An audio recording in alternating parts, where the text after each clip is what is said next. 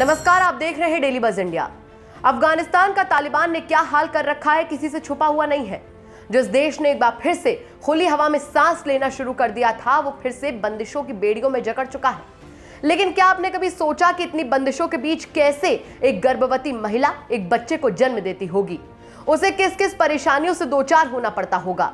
चलिए आपको बताते हैं अफगानिस्तान की गर्भवती महिलाओं की कहानी का वो अनछुआ पहलू जिससे शायद आप अनजान होंगे। बीबीसी की एक स्टोरी में उसने महिलाओं की, खासकर गर्भवती महिलाओं की खस्ता हाल होते अस्पतालों की तस्वीर बयां की है, जो डराने वाली है, आपकी रूह कपा देने वाली है, जो आपको सोचने पर मजबूर कर देगी कि क्या अफगानिस्तान में अपनी कोख में एक नन्ही सी जान को पालना अभिशाप है।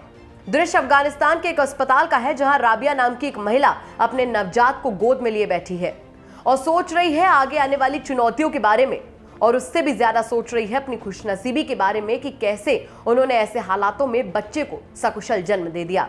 अफगानिस्तान के पूर्वी हिस्से में बसे नंगरहार प्रांत के एक छोटे से अस्पताल में कुछ दिन पहले ही इस बच्चे का जन्म हुआ है। राबिया बताती है, ये मेरा तीसरा बच्चा है, लेकिन इस बार का अनुभव बिल्कुल अलग था, ये डरावना था।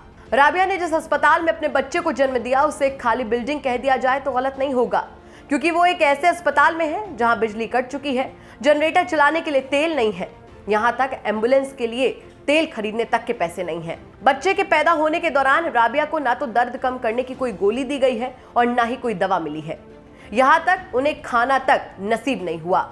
अस्पताल में तापमान 43 डिग्री सेल्सियस तक पहुंच गया था, वहां की बिजली कट गई और जनरेटर चलाने के लिए तेल भी नहीं था, ना ही तेल खरीदने के लिए पैसे। राबिया के बच्चे का जन्म कराने वाली स्वास्थ्यकर्मी आबिदा ने जो बताया वो वहां की बदहाली की पूरी तरीके से तस्वीर बयान करता है। आबिदा बताती हैं कि हमारे जिस्म से पसीना ऐसे टपक रहा था जैसे नहाते वक्त पानी गिरता है। बच्चे का जन्म कराने के लिए मैं मोबाइल फोन की रोशनी का इस्तेमाल करती रही, बिना थके बिना रुके। बच्चे को जन्म देने के बाद राबिया को काफी ज्यादा खुशकिस्मत माना जा रहा है।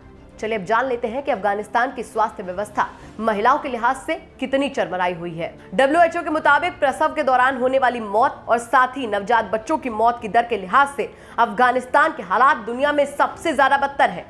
यहाँ प्रति लाख बच्चों के जन्म के दौरान 638 महिलाओं की मौत हो जाती है। पहले के हालातों की बात की जाए तो पहले स्थिति और भी ज्यादा खराब थी।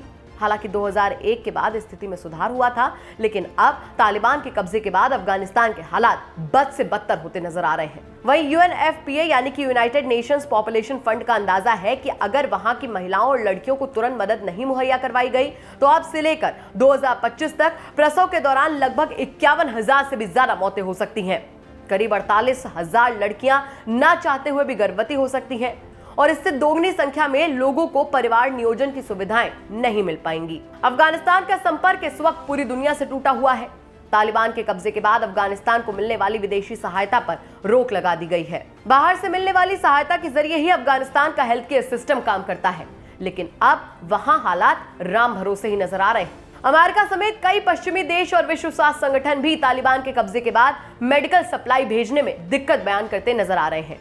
वहीं चलिए अब जानते हैं कि अफगानिस्तान के डॉक्टर्स का इस स्थिति पर क्या कहना है। अफगानिस्तान की डॉक्टर कानम कहती हैं, हम दिन रात काम कर रहे हैं ताकि स्वास्थ्य सेवाओं को बेहतर किया जा सके, लेकिन हमें पैसों की जरूरत है। कुछ हफ्ते पहले नाटकीय अंदाज में बदले घटनाक्रम के पहले भी हर 2 घंटे में प्रसव के दौरान एक अफगान महिला की मौत हो जाती थी। सबसे ज्यादा फिक्र की बात तो ये है कि अस्पतालों से कहा गया है कि सिर्फ महिला स्वास्थ्यकर्मी ही महिला मरीजों का इलाज करें, यानी कि इलाज करवाने में भी अब महिलाओं को तमाम पाबंदियों का सामना करना होगा। नाम न जाहिर करने की शर्त पर अफगानिस्तान की एक दाई ने बीबीसी को बताया कि तालिबान ने एक पुरुष डॉक्टर की इसलिए पिटाई कर दी क्योंकि उन्होंने एक महिला मरीज को अकेले में देख लिया। उन्होंने बताया, अगर किसी महिला के इलाज के लिए महिला डॉक्टर नहीं है तो एक पुरुष डॉक्टर उसी स्थिति में उन्हें देख सकते हैं, जबकि वहां पर 2 या 2 से ज्यादा लोग हों। बाकी इस बात से तो आप सभी वाकिफ हैं कि महिलाओं से यह भी कहा गया है कि वो किसी पुरुष रिश्तेदार को साथ लिए बिना घर से बाहर ना निकलें। सरकारी स्वास्थ्य कर्मियों को 3 महीने से वेतन नहीं मिला है। आबिदा भी उनमें से एक है। हालांकि बिना वेतन के भी वो अगले 2 महीने तक काम जारी रखने की बात करती हैं। वहीं बीबीसी के हवाले से 28 बरस की लीना बताती हैं, तालिबान की सत्ता में आने के पहले एक क्लिनिक ने मुझे कुपोषित बताया, मेरे अंदर खून की कमी पाई गई, मैं गर्भवती हूँ। तालिबान के कब्जा करने के बाद उनके पति की नौकरी चली गई। पैसा न होने और तालिबान के डर से वो दोबारा अस्पताल नहीं गई। जब आपात स्थिति आई तो पति उन्हें गधे पर बिठाकर अस्पताल ले गए। वो बताती हैं, एक दाई ने मेरे बच्चे का जन्म कराया, बच्चे का वजन कम था। लीना अब घर पर है और उनकी स्थिति खराब है। पैसा नहीं होने की वजह से वो ये नहीं जानती कि बच्चे को कैसे पालेंगी। अफगानिस्तान के हालात इतने बदतर हैं कि लोगों का हेल्थ केयर सिस्टम से भरोसा ही उठने लगा है। लोगों के मन से इसके सुधरने की गुंजाइश खत्म होने लगी है और इस चरमराती स्वास्थ्य सेवा की सबसे बड़ी मार पड़ी है महिलाओं, बच्चों और खासकर गर्भवती महिलाओं पर। देखना होगा कि अफगानिस्तान का दर्द बाकी देशों को कब नजर आता है।